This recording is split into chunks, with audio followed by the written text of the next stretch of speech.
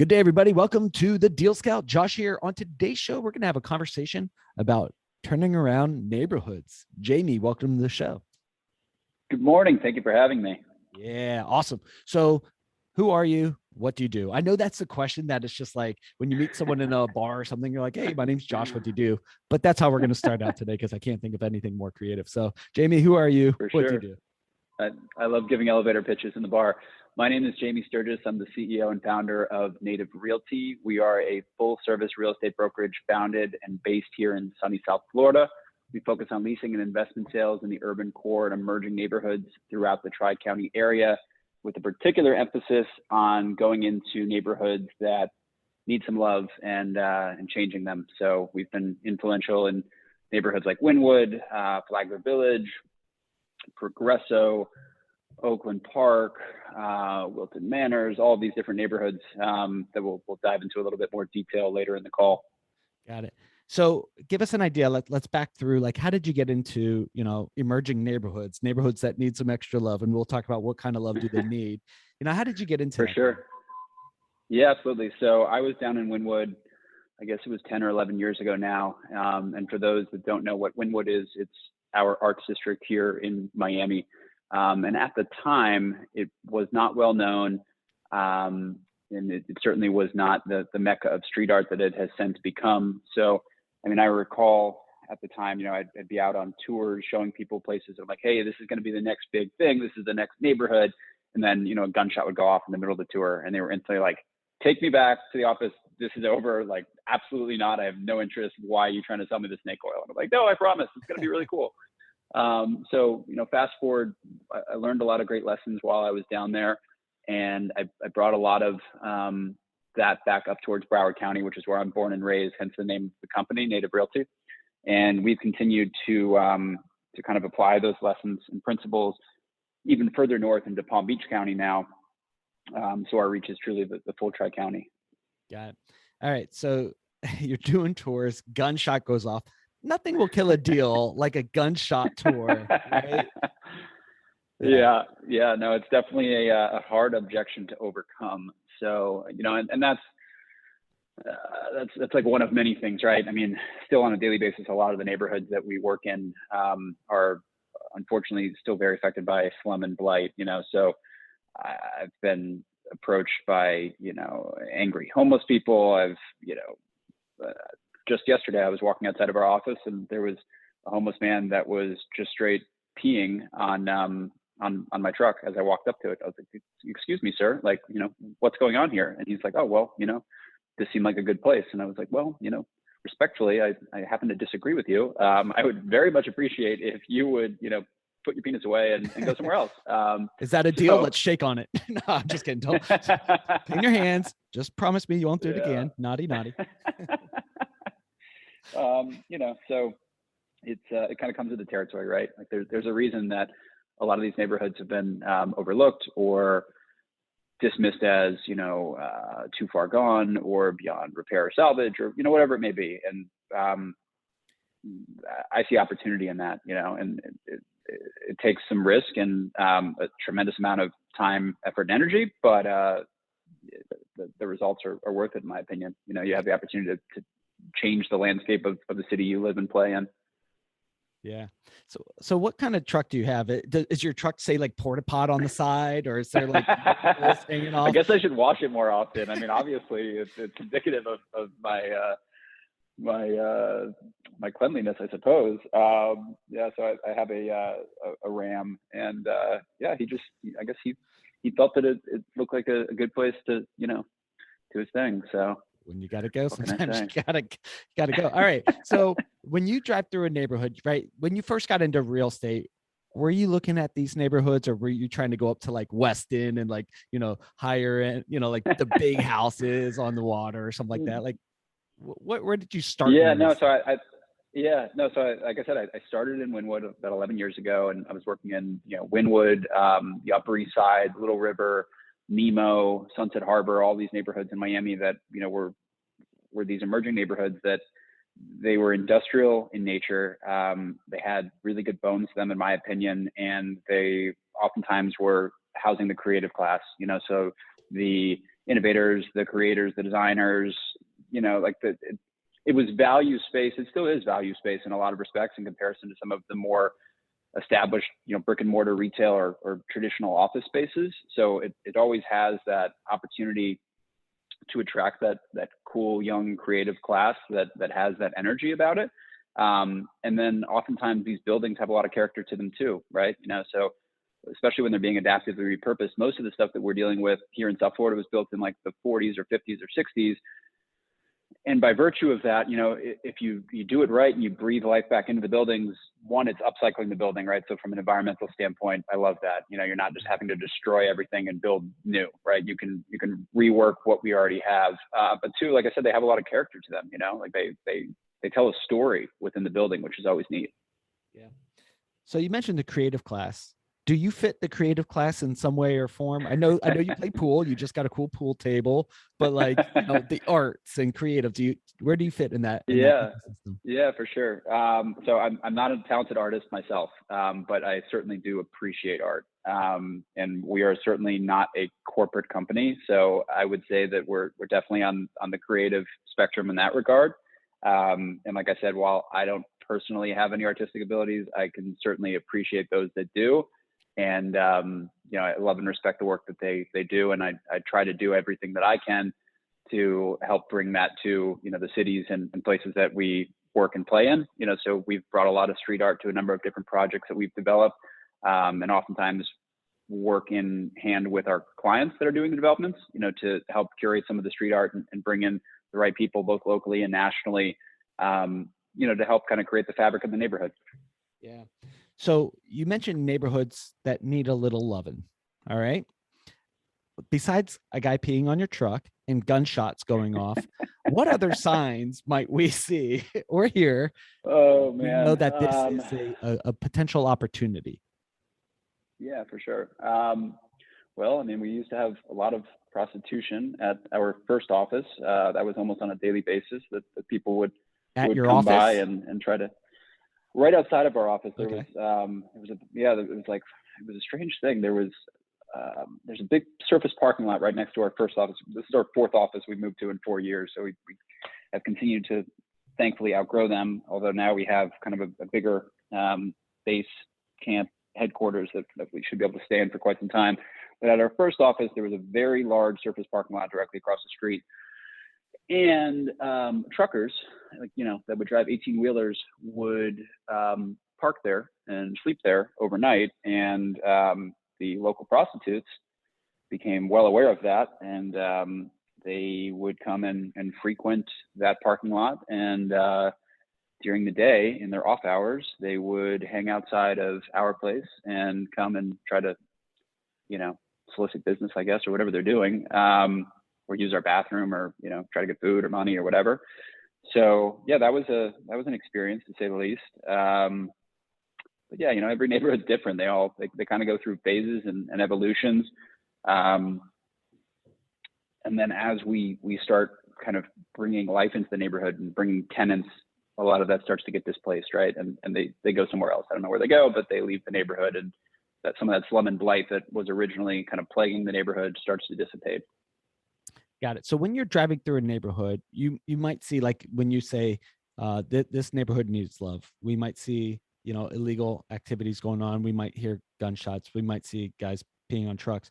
When you're driving through, right, you see opportunity. You see gold and opportunity and potential, where a lot of people are fearful and who say, I would never do that, right? Like, so what makes you different that you see potential where other people are fearful, or they don't want anything to do with that? Like, I'm curious as to Jaime, what makes Jaime do that?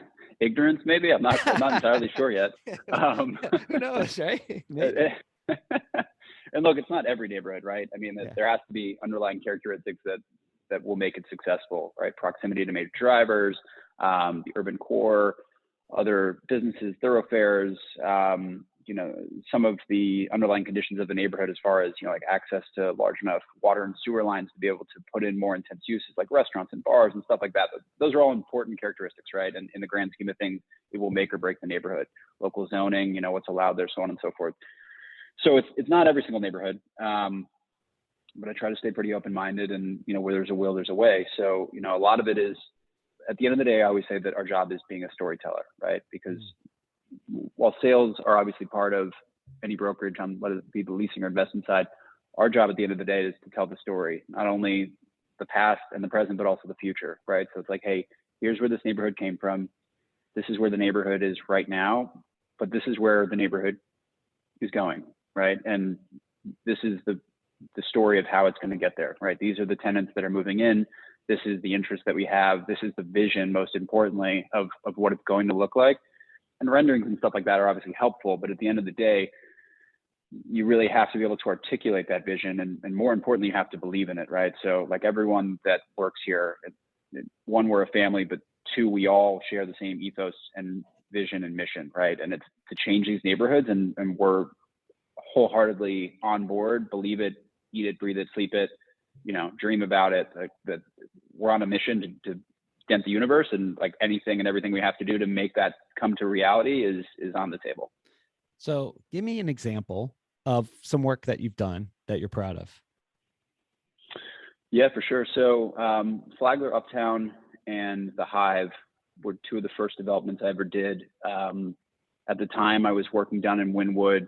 That had started to progress a little bit. It had turned the corner. There was starting to be some proof of concept down there, of adaptively repurposing these buildings.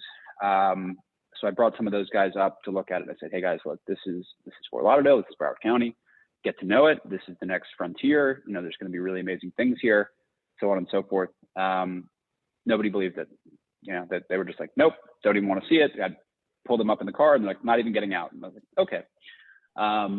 So I took that on myself, and I bootstrapped that with friends and family to provide a proof of concept. And we went on to develop and lease those two centers. They continue to this day to be the two strongest retail mixed-use restaurant. There's a phenomenal brewery in it, so on and so forth, in that entire neighborhood.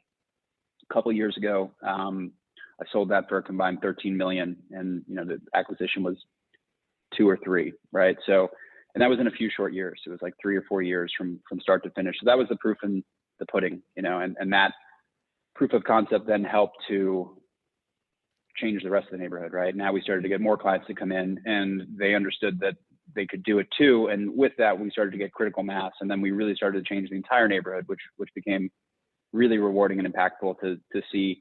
Because again, growing up in Flagler Village was a really rough neighborhood as long as I can remember. I'm born and raised here. Nobody wanted to stop there. Like you would drive right through it and no second thoughts, so now for it to be this like bustling little baby metropolis within the city that's, street art everywhere and all of these really unique, cool concepts there.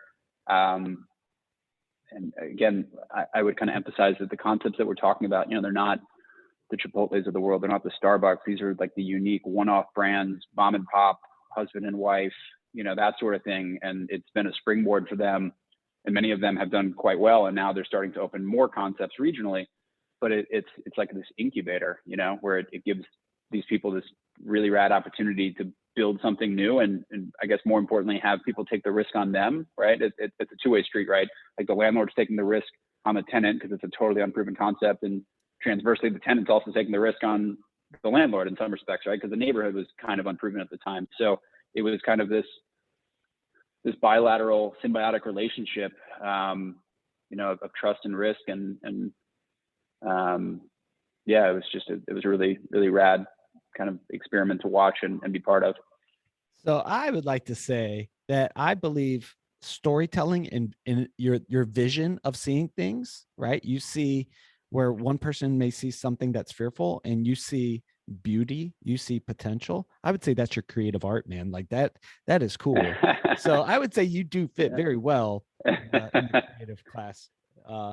Yeah, good point. Yeah, enough building your head up and like building up there, right? Let's go back to deals, right? It's you mentioned that deal where you built it up and within a few years had a great exit. That's beautiful, right? Like, is there still good opportunity for investors, like when you're working these kind of neighborhoods, or are the price points so low? Is it too much, burden? Like, is there money for investors to make money on these kind of deals, or why would an investor get in on these kind of deals? Absolutely. So first and foremost, that's just one neighborhood, right? And so Flagler Village is unique in that the underlying zoning there is high density multifamily. So the vast majority of that neighborhood has actually since been assembled and developed by multifamily developers, right? So, I mean, every major merchant builder in the country has a flag in that neighborhood. So there's thousands upon thousands of apartments that have been built, like probably 10,000 plus in the last 5 years. So, in that respect, the neighborhood has changed a lot because now you have this massive captive population, and the opportunities that we're talking about are fewer and farther between now because the underlying land is so valuable. However, that's just one neighborhood, right? So we're doing things all throughout this city and really everywhere from Palm Beach down through Miami, and there's similar situations where there's always going to be an emerging neighborhood, right? There's always going to be something that's a little bit on the fringe, that's a little bit outside of everyone's comfort zone, that has that opportunity. It's really about understanding and aligning yourself with the right brokerage and also the right client, right? I mean, you have to have an aligned vision for the execution of it. And that goes down to the improvements that are made to the property, the curation of the tenant mix, right? It's got to be symbiotic. So everyone's attracting, a similar clientele because collectively they stand to be much stronger than they ever would be individually. And then obviously the storytelling part of it, and just building the neighborhood as a whole, and again, like the only way to, in my experience, to really truly successfully do that is you have to drink the Kool-Aid. Like, you have to be on board. You have to believe in the vision that you're professing and see it to reality. Yeah. Where now, you've been doing this for how long? I think going on 11 years. In your 11 years, where have you made some errors and what have you learned from it with these kind of projects? Oh man, more than I can count. Well, let's see. When I was young and starting out, I was naive and probably definitely overconfident. So I'm sure I made plenty of tactical errors there. I always wanted to harp on being a perfectionist, and probably in way too many wrong ways. Obviously, like, we always want to try to continue to hone our craft, right? And I always want to make the spear sharper and more accurate. However, in doing so, oftentimes you can get lost in the details, right? And sometimes that will distract you from the larger picture, right? Like, you get so hyper focused on these little, the minutia of the deal or this or that or the relationship, whatever it may be, and oftentimes in that process you'll lose sight of the larger picture, right? So, like, as I've gotten older and I've looked back on certain things and tried to, learn lessons from them, I think that's definitely one of the stronger ones, right? Like, sometimes less is more, and you just have to focus on the high level, like, main deal points that really matter, and not get bogged down in like the hyper specific details. Jack of all trades, master of none is a philosophy I've learned to live and die by. You can't be everything to everyone, so, like, you just have to focus on what you do and be the absolute best at it. And so encyclopedia like knowledge is what we strive for. Everyone within the company has their own subset of, whether it be asset class or neighborhood, that they're the absolute best at, right? Like, I want people to be able to rattle off by memory, this person bought this property, this is their basis, this is how many square feet they have, this is how many land, this is what you can develop there, this is their strike price, this is their lease terms, this, everything, right? And when you become that source of knowledge, then you become the authority, and you then create value for your client and everyone, right? And then people come to you looking for information. So, one hand washes the other at that point. You mentioned everyone kind of having their, if you could go back and look at some early mistakes, you said kind of the jack of all trades, but now you're learning to kind of like, what are you the best at? So, question to you, what is Jaime the absolute best at in your business, niche? And then what are you personally, you just completely rely on your team for, because you're like, that's just not my strength, and I'll bomb it every time. Greatest strength, For greatest sure. weakness. Go. Let's hear it. So investment sales and assemblages, right? Those are probably the hardest thing we do in our business, but they're also some of the most rewarding, when you're, especially for some of the multifamily developers, and you have to piece together multiple different properties and different ownerships. They all have their own individual agendas and what's important to them. And you have to align them to all get on the same page, and also align all of the timelines so that they can sync into one contract, because obviously the developer is only interested in buying them as a collective, not in their individual. Yeah. So that's what I'm best at. That's what I enjoy the most. It's probably also the thing that gives me the most stress. So all of the above there. As it relates to the team, I'm incredibly fortunate where I have an absolute rock star team. I love each and every one of them, and they all help me in more ways than I can count. We're really strong on the leasing side. And I think that people oftentimes overlook that. A lot of people in my business will try to go straight for the investment sales, right? Because those are the home runs, right? They're not the bunts, they're not the firsts, not seconds. That's swinging for the fences. That's where you make the big money. However, to really become a talented investment sale broker, you have to understand the fundamentals of leasing, because when you're buying a property, the devil's in the details, right? And that's in these lease documents. And oftentimes, leases down here, South Florida is so litigious, you can have 70, 90 page leases, right? So, it's like a small book that you're sitting down to read. And unfortunately, it's like printing a small tree every time that you do it. But if you don't understand some of those clauses and again, like some of the landmines within that document, then when your client goes to purchase that property, you don't really understand the liabilities or the landmines that they are therefore acquiring, right? Because when they buy the property, they assume and inherit all of these leases that are essentially encumbering the property. So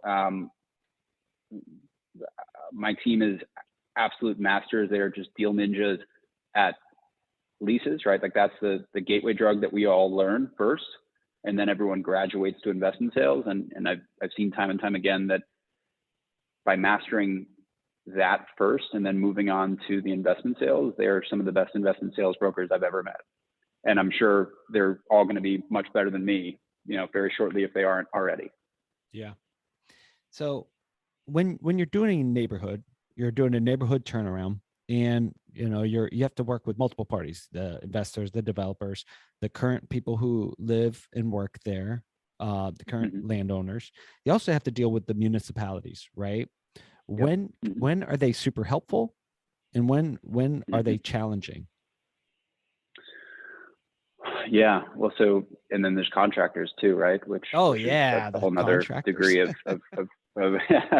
whole nother degree of challenge at the moment, right? I mean, South Florida is on fire from all sides, right? Residential is just crazy. We have the entire country descending on us to buy stuff, and then there's also a lot of people on the commercial side that are coming down here. So like that pulls everyone a little bit thinner too. So it's really, really, really challenging to find qualified contractors that will just even show up to do the job. It's like not even a question of like how much do you need to pay. It's like, do you have the bandwidth to even come? So like that's a whole separate issue. From a municipality standpoint, it was really, really challenging at first. It's gotten better because we have a track record now. So, other cities have seen the work that we've done, whether it be in Fort Lauderdale or Miami, or other cities, and we can point to that, right? But when we first started and you're like, hey, I'm going to repurpose this warehouse from 1940, and I'm going to put a brewery in there and a coffee shop and a Italian restaurant and all of those type of things, the people at the building department are looking at you and they're like, I don't think you know what you're doing or what you're talking about. And you're like, no, trust me. Like, I got this. Just trust me. They're like, maybe. So, like that was a challenge. I've learned a lot in the process, and I've connected with some really great contractors, architects, urban planners, environmental engineers, traffic consultant, the whole 9 yards, right? Because all of these projects it's a change of use process with the city, it's parking reductions, it's zoning, there's so many layers to it. So I've been really fortunate to create and develop really strong relationships with these people at the city, and also a lot of the the contractors and professionals that kind of help bring this from A to Z. But yeah, I would say that it's it's definitely been a progression, and where we started versus where we are now, it's certainly a lot easier because now we have a playbook to look back on, and also a track record to point to, which helps tell the story. Very cool. Personal question. I'm gonna throw everybody off a little bit. Personal question. Last movie or book that you read? I don't care if it was good or bad, just the absolute last one that you read or watched. So I'm reading a book right now called Sapiens, which is the literal, I guess, start of humans, right? And like going all the way back to the very beginning and showing the advantages and the pitfalls of like each generation, if you will. So that's been really interesting. What inspired you to read that? My father gave it to me. He read it recently and said it was really interesting. So I've dug into it and I'm really enjoying it. So that's been wild just to kind of watch our evolution and some of, so like there's always little pieces in there that I'm dumbfounded by, as far as, how quickly we learn certain things and how long and slow other things, and some things that just haven't been fixed, right? So it's interesting because it's kind of almost like a psychology book into the nuts and bolts of why we do what we do, and then they show it on over thousands of years to really illustrate the point. Most recent movie, I'm watching Game of Thrones again, so that series is back in my life. And I don't know that I've seen a movie recently. I'm probably overdue. Yeah, cool. All right, so with the book you're reading, studying human psyche, right? So if we did that with Jamie, right, and we kind of had like the evolution of Jamie and your story, what are some patterns and of things of why are you doing what you do, right? Like what can you dissect about your own life in your deal making and emergency neighborhoods? Why is Jamie doing what he's doing? For sure. So when I look back at kind of what the motivation was, when I graduated college, I came back to South Florida and all of my friends were leaving. So, they were going to New York, Chicago, California, so on and so forth. And I asked myself why. I was like, why does no one want to be here, right? Like what's the impetus that's driving everyone away? And I noticed that it was a number of things, but oftentimes it was like the arts and culture side, right? Like our city was the same for as long as I can remember, right? So like the background of Fort Lauderdale was, once upon a time, it was like the spring break mecca. This is before I was around, and you talk to some of the old guard that are here and they're like, it was absolutely nuts, like sounded like Panama City is kind of more recently. And I guess it got a little out of hand. The city shut it down. They're like, well, we don't want this anymore, too much, scale it back. So then for a long time, like several decades, the city became very sleepy, and that was fine and good and all that. But then when my generation graduated, came back home, nothing had changed and nobody liked it. Nobody wanted it. Right. So that was the impetus that kind of started this whole thing. I went down to Miami. I started to see some of the arts and culture down there. It was different concepts coming from around the country, LA, New York, all the places that my friends were going to. They were starting to come down to Miami. And I realized that that's what everybody wanted, right? They wanted entertainment. They wanted nightlife. They wanted different cultural experiences. They wanted arts, all of that. So that's the impetus. That's the reason why, that's the motivation. And then as I started to see the fruits of those labor come to existence in Miami, and then more recently Lauderdale, and now West Palm Beach, that's the fuel on the fire that keeps me motivated and excited to continue to do it. Got it. All right. So I'm coming down to Miami. We're going to hang out, coming down to South Florida. And we just closed this huge deal, Jamie. Like you and I just crushed it, man. Like, and we're going to go celebrate. Where are we going to go to eat? And where are we going to go eat together? Heritage. That one's easy. So Reno is the executive chef at Heritage, and that's in the Hive, which is one of the developments I told you about earlier. He's unbelievably talented, and that's an easy one. Yeah. Right. So we would go there. What are you going to order to eat?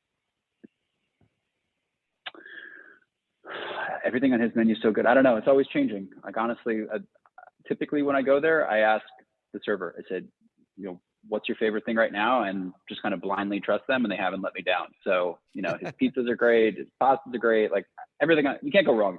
Like, even the cocktails are phenomenal. Okay. So All right. I go So there, and then what I take cocktail are you going to and we order? go to One for they you, had one a for really me. good tequila. I was there last time. I'm kind of on a tequila kick right now. It's tequila or scotch, one of the two. Depends if I want, if I want to get talkative and stay out all night, or if I want to unwind from a crazy week and de-stress. Tequila versus scotch. All right. So let's choose tequila. Talk about, after. So I like tequila on ice, right? That's my jam. There we go. So we have a nice dinner. We have some tequila. Where are we going afterwards? Because what you do is you take communities and you bring life into them. So, Sure. we get to go visit one of the communities that you've been a part of, and we're going out to after dinner. Where are we going to head? You're making it too easy for me. So we would literally walk right next door to a bar called Glitch, which is a retro arcade bar filled with all of the best video games from 70s, 80s, 90s, right? So they also make phenomenal cocktails, and it's one of those really cool, unique, experiential retail places, right? All the games are free. You just drink, listen to phenomenal music, and hang out with your 500 closest friends. Awesome. Yeah. Awesome. So old school video games, I would probably play like Contra. I was a big fan of Contra back in the day. So nice. What would be your choice? Time Crisis 2 with the foot pedals. Okay, nice. Yeah. So you're a driver. I'm not. I'm a terrible driver. That's why my business partner, he was a former professional race car driver. I'm not good at it. So, all right, cool.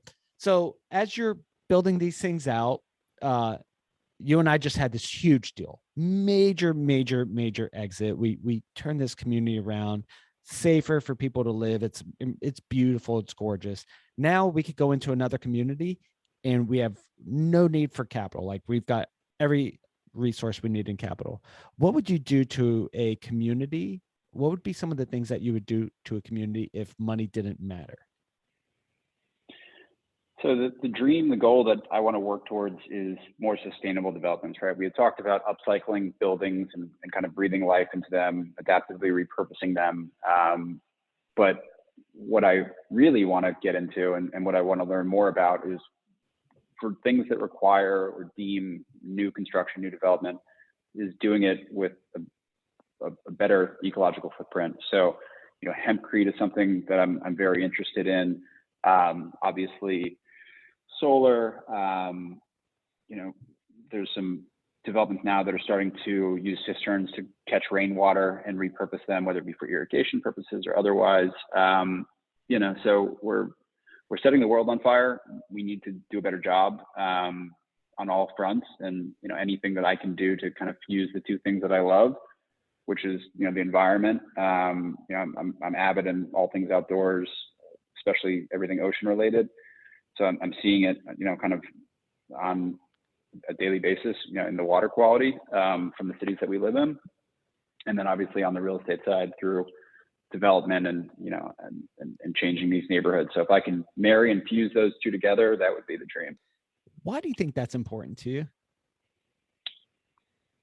I love nature and the environment and spending time outside, right? I mentioned the ocean briefly, but I'm an avid surfer, spearfisher, all water sports, right? Like, that's my happy place. So oftentimes that's a very easy place to see some of the damage, whether it be through plastic in the ocean or water quality. Like, if there's a heavy rain and we go diving the next day, the water quality is garbage because all of the phosphates and stuff that are coming out of the fertilizer, oil coming off the car running down into the intercoastal, that all flows into the ocean. It's gross. Like, after a heavy rain, it's cloudy and murky and disgusting, and it's just a direct byproduct of all the runoff from our industrialized city. So it's a very easy comparison to see in real time. Often a lot of other things are so abstract that it's difficult to quantify. You know, you can see the metrics in the data, but you don't necessarily, it's not, you know, right in front of your face. This is, and, you know, even on some surf trips, we travel around the world, you go to these remote destinations, the amount of plastic you see in the water, I mean, it's heartbreaking. It's gross. I mean, yeah, so we have to do better, and any opportunity that I can do to better that, I want to. Got it. So neighborhood turnarounds, and you want to evolve more into sustainability and, you know, low footprint neighborhoods and communities. So that would be your passion project if you had unlimited resources. 100%. Cool. All right. So now there's a nice swell. Okay. Florida's known for their hurricanes, and we've got a nice swell coming, right? And you and I are going to, you know, the next day we woke up and like rubbing our eyes because we had too much tequila, but we're going to go hit a set. We're going to go hit a morning surf session. What board are you going to grab? I got like a 5-6 fish that I ordered recently. That's my favorite board right now. Yeah. It's like an old retro twin fin, just super fun, floaty, and it's perfect for the waves down here because, truth be told, as much as I love the Bahamas, they block all of our waves, so our waves are pretty shitty. Yeah. Only when there's a nice, you know, hurricane or something like that, you know, like. Yeah, like just the right angle. We get it for like 6 hours. Yeah. All right, cool. So, few more questions. What question do you wish someone would ask you? Like, you've been on podcast shows and you've got a team and you do a bunch of stuff, personal or business. What question, like, do you wish someone would ask you? I don't know so much that like it's a question that somebody would ask me, but I guess like one of the things that I've thought about lately as far as like advice to people, and I guess it's more so one of my pet peeves is that like you don't always have to answer your phone, right? You know, and I'm not saying don't call people back. That would be ridiculous. You have to, right? And people should leave voicemails. It's another pet peeve of mine. But I see it all the time, even in some of like my most esteemed, successful clients, where like the phone rings during a conference or a meeting or whatever, and they feel this incessant need where they have to pick it up, and then they don't write themselves a message or reminder to call the person back. And I'm on the receiving end of that all the time, right? So it just falls through the cracks, and it's something that's so easy to avoid, but we have this cultural norm where it's like instant gratification. Everyone always has to, you know, answer and get back to people immediately. And I just always find it interesting that, and again, I see this behavior in some of my most successful clients, that it seems to hit everyone, right? Where like it's almost like an addiction where like when it rings, they feel like they have to answer it, you know, like they have no choice in the matter. It's like their hand is forced. And I don't know, I've always, from a psychological perspective, from a cultural perspective, I just found it interesting. And I don't know if that's just amongst us Americans because we feel like we have to do everything and be on top of everything, but I don't know. It's just something I've always observed. Yeah, me and my kids practice this. We practice ringtones. So like I'll go and like I'll see people like look at their phone or like the people. So we'll walk around and make phone sounds to see who picks up their phone. I might use that in my next negotiation just to throw the opposing side off kilter. There you go. Yeah, that's absolutely great. So you gotta have fun with life a little bit. So as you're building and going, you know, we talked about one of your like, hey man, I really want to move towards sustainability. I really want to move towards, you know, low, you know, carbon footprint, you know, buildings and ecosystems and such. Like, I think that's so cool. Let's do another scenario before we wrap up this interview. So now you have unlimited resources. We did this cool, you know, neighborhood. You get to name the neighborhood something, right? They're renaming it and you get to name it, right? Super cool. It's in South Florida, on the water or near the water, right? You get to name the community. What are we going to name it? Ooh, that's tough.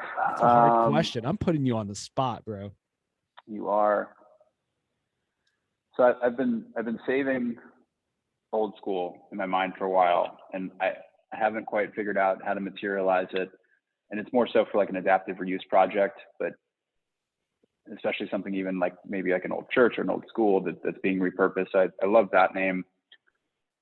More recently, I want to do something that's concrete jungle related and like pays homage to the fusion of the brick and mortar side of things with like a heavy emphasis on landscaping and natural shade trees, and like really creates a fusion in between the indoor and outdoor component. I mean, it's so hot down here, like it's warm 364 days of the year, that like it's almost oppressive at points to be outside. So like you really need to, like kind of like what Brickell did with their climate ribbon, like if you can develop a building and a structure that incorporates the right shade trees, and then also uses the wind tunnel effect that oftentimes happens with construction, but to your benefit, to like create that channel.